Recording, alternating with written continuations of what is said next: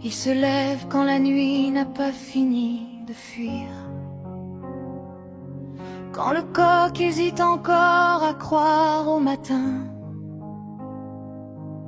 le corps déjà cassé avant même de produire, le cœur plein de courage, les poches pleines de rien. Il parle à la terre comme on parle à une mère. Il lui confie leur peur, leur espoir, leur saison.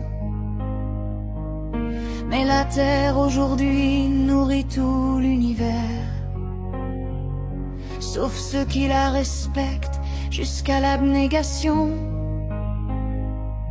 Leurs mains sont des livres que personne ne lit, creusés par le gel, par la pluie, par les ans. Chaque ride raconte une nuit sans répit, chaque silence hurle un combat permanent. Ils comptent les centimes comme on compte les fautes.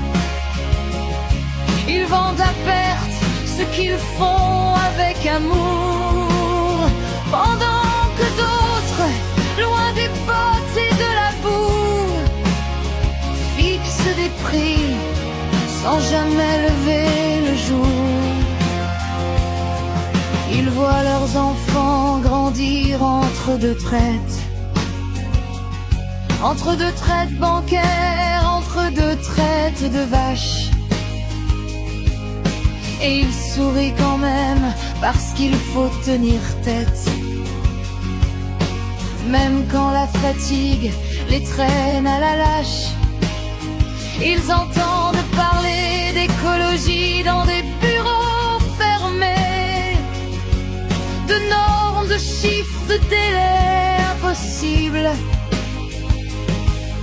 pendant que regardent leurs champs se noyer sous le poids des règles et des promesses invisibles.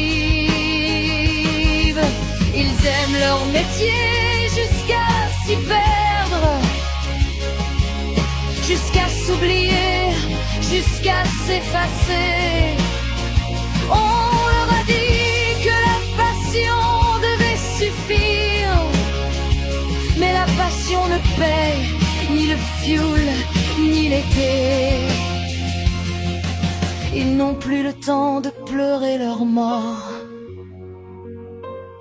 ceux qui ont posé la corde ou le silence définitif.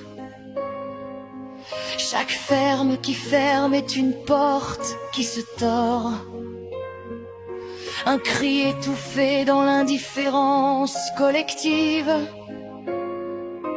Ils tiennent debout par fierté, par amour d'un héritage qu'on leur arrache, par respect pour les anciens enterrés dans ces terres que l'on brade, que l'on lâche. Ils ne demandent pas le luxe, ni les lumières, ni les applaudissements. Ils demandent juste de vivre de leur sueur, de nourrir sans mourir lentement. Parce qu'ils nourrissent nos villes, nos enfants, nos dimanches, nos tables pleines. Mais quand vient l'heure de les défendre, le silence devient leur seule peine. Et pourtant ils continuent, même à genoux, même étranglés, parce qu'abandonner la terre, ce serait abandonner une part d'humanité.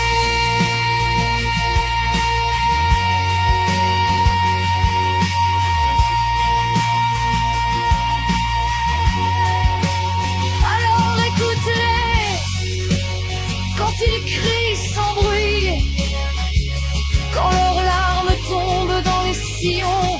Un pays qui tue ses paysans est un pays qui perd son nom.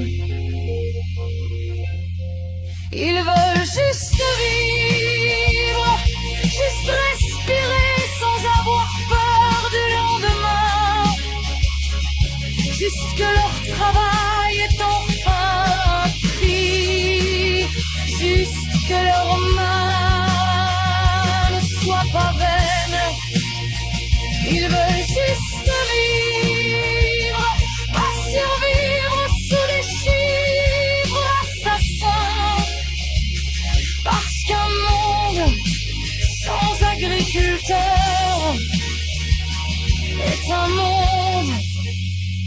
qui meurt